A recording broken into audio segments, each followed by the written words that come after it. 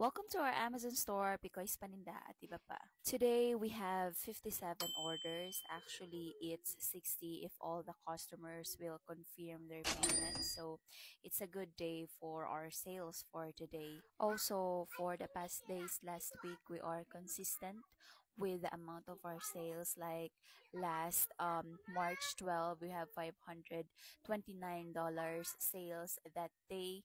And yeah, we're staying at $500 sales per day, and that's a good thing. Let's check the health status of the store. Go to catalog performance, account health.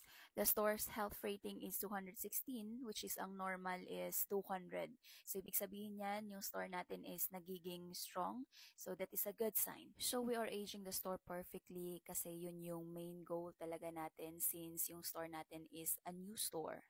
Last time naka-receive tayo ng IP claim from the brand Poise, but fortunately, we're able to dispose the inventory before na take down yung listing. Isa pa sa makikita natin dito sa dashboard ng Pikoy's Paninda ngayon is it has an open return request. Ibig sabihin may isang customer na gusto niyang ibalik yung kaniyang in-order na product.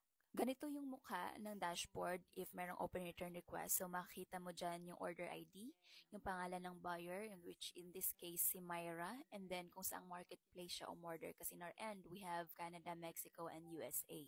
So, yun yung mga marketplace na pwede kaming magbenta. Pag na-confirm na ng warehouse na na-receive na nila yung binalik na item ni customer, so by then, pwede na nating i-issue ang refund ni customer. Gusto din namin ipakita itong listing na ito wherein si Chris yung talagang gumawa ng sarili niyang listing. Merong listing na available sa Amazon pero gated sa store namin. So, ang ginawa ni Chris ay gumawa siya ng sariling listing na para lang sa store namin. We're happy kasi nung unang nilist ito ni Chris, it has the sales rank of 300,000 BSR pero ngayon bumaba na into 223,000.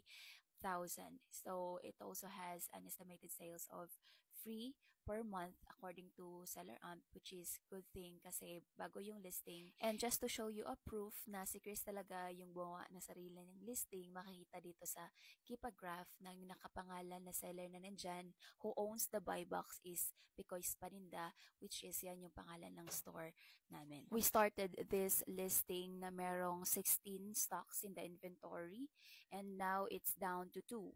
And sooner or later, this will be out of stock. So, which means na yung experiment ni Chris na gumawa siya ng sariling listing is successful. So, yeah, that's the update sa Pikoy's Paninda at iba pa.